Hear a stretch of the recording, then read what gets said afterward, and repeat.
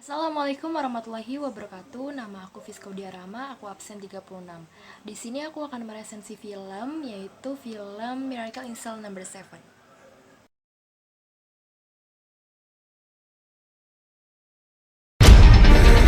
이번 살인 사건은 현 경찰청장을 겨냥한 보복성 살인 사건으로 형법 287조 미성년자 약취 유인죄. 안녕하세요. 이영구 1961년 1월 18일 태어났어요. 재앙절개. 엄마 아팠어요. 내 머리 커서. 이 상태 왜 이래 이거? 뭐 필요한 거 있어? 이영구 딸 이예슬 보고 싶어요. 형님 어쩔 거예요?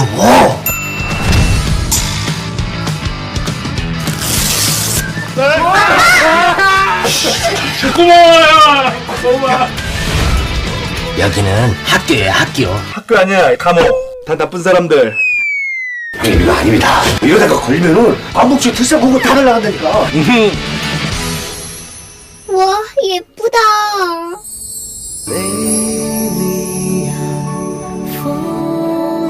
아빠 딸로 태어나서 고맙습니다.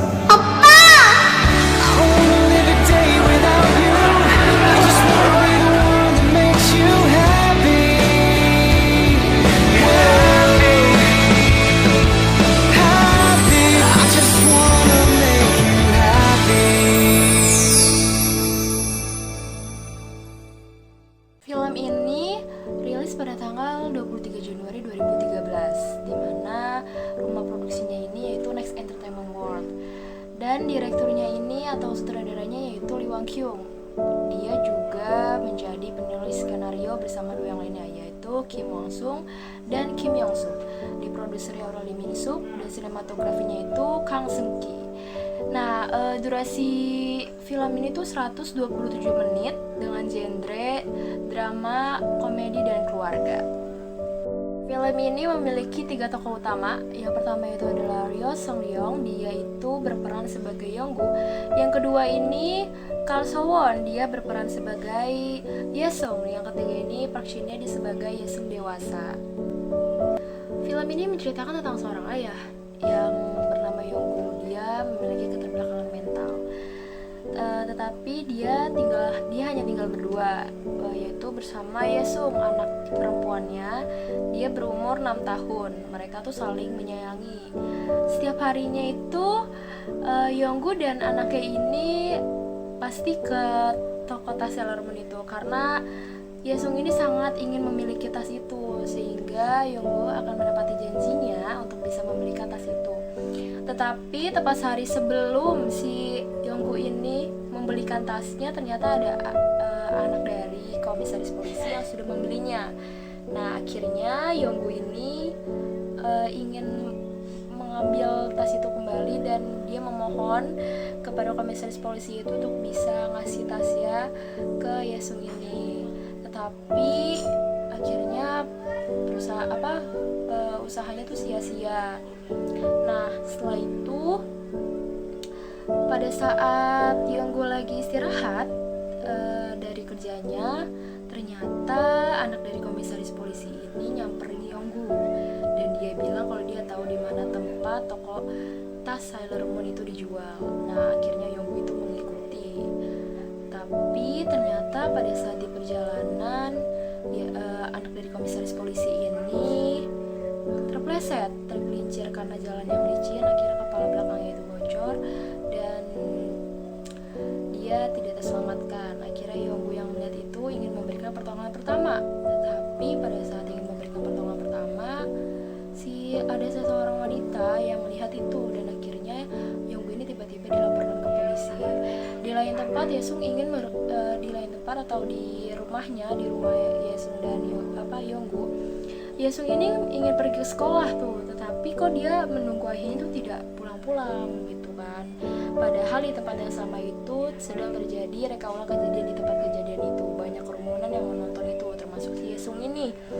Nah, akhirnya Yonggu ini diperintahkan oleh polisi polisi untuk mereka ulang kejadian itu sesuai apa yang mereka inginkan. Dan karena si Yonggu ini memiliki kekurangan atau keterbelakangan mental, akhirnya dia ikut-ikut saja padahal dia tidak tahu apa yang dia lakukan. Nah akhirnya Yesung ini tiba-tiba melihat si Yonggu ini ayahnya.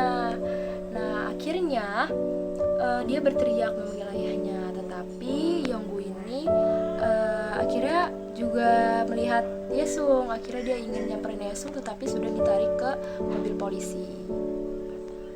Nah pada akhirnya Yonggu dibawa ke kantor polisi dan dipenjara dan ditempatkan di sel nomor 7.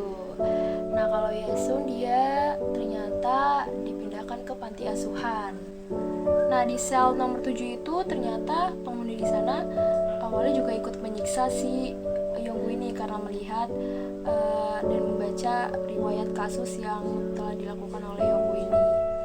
Nah akhirnya tapi lama-kelamaan mereka ini tuh merasa kasihan juga melihat keadaannya Yonggu. Nah pada akhirnya mereka juga membantu ikut Yonggu untuk bisa melihat si Yesung ini dan bisa dekat dengan Yesung. Akhirnya mereka menyusun rencana karena di penjara itu tidak ada yang memperbolehkan berkunjung.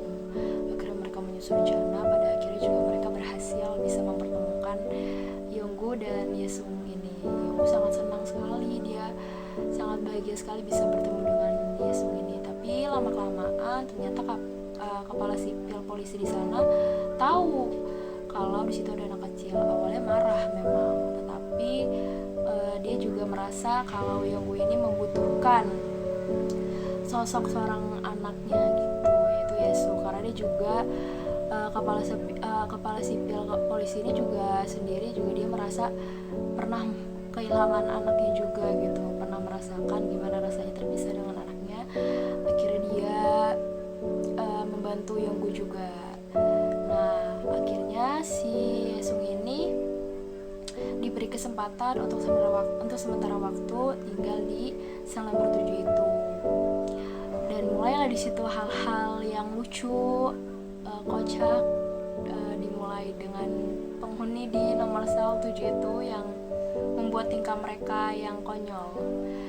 Tetapi ternyata Yonggu akan menghadapi persidangannya.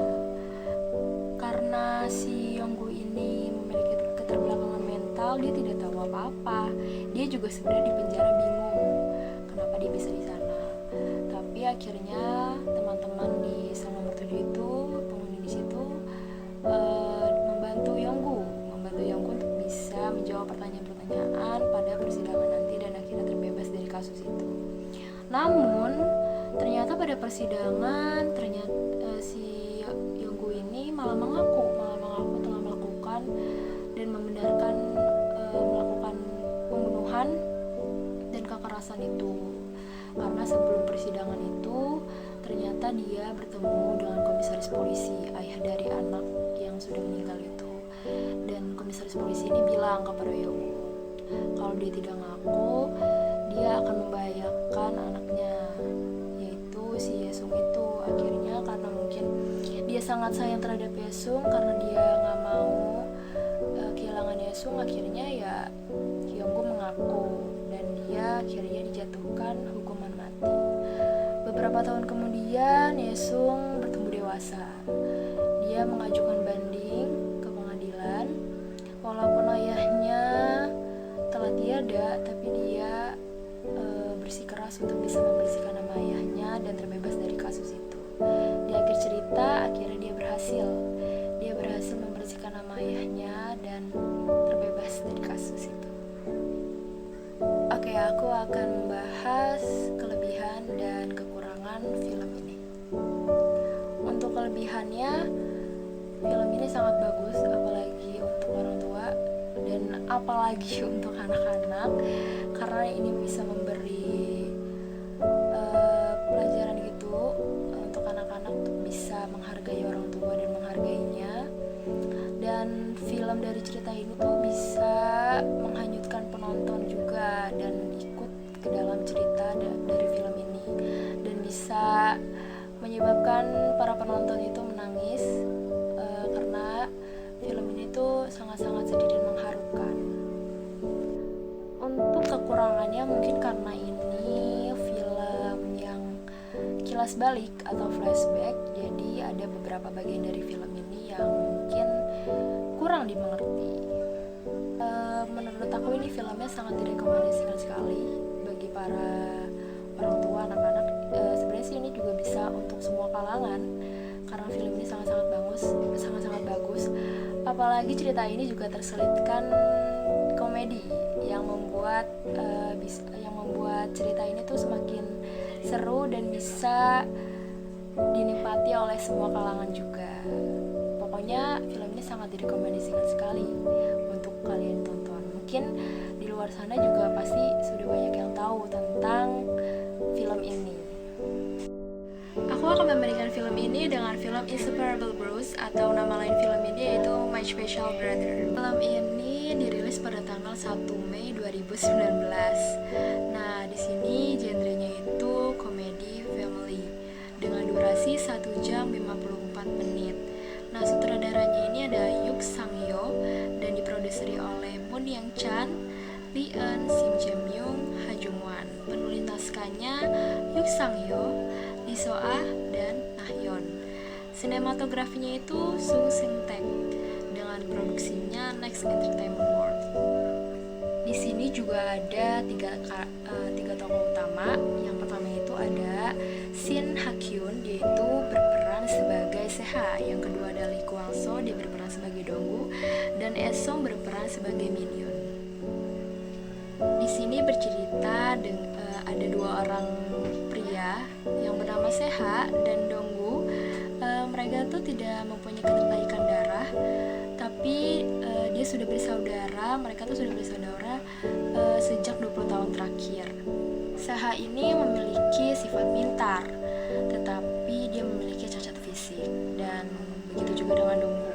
Tapi kalau Donggu ini tidak terlalu pintar atau bisa dibilang mungkin agak bodoh, tetapi dia memiliki fisik yang prima.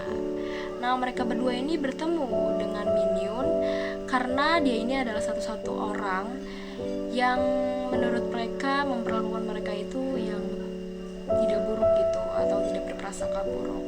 Akhirnya Min Yoon ini membantu mereka berdua agar bisa melihat gimana indahnya dunia.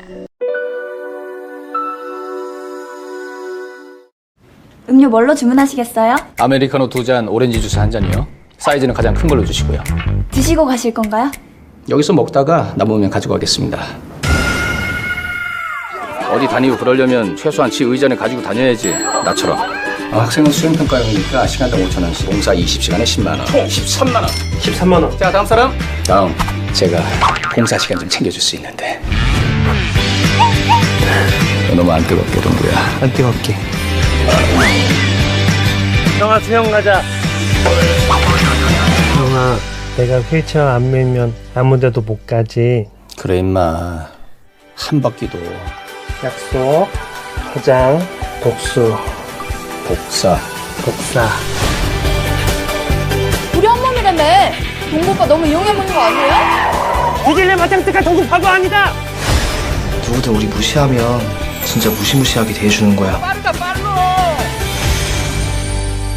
Nah, sampai di situ aja. Sebelumnya terima kasih sudah menonton video ini.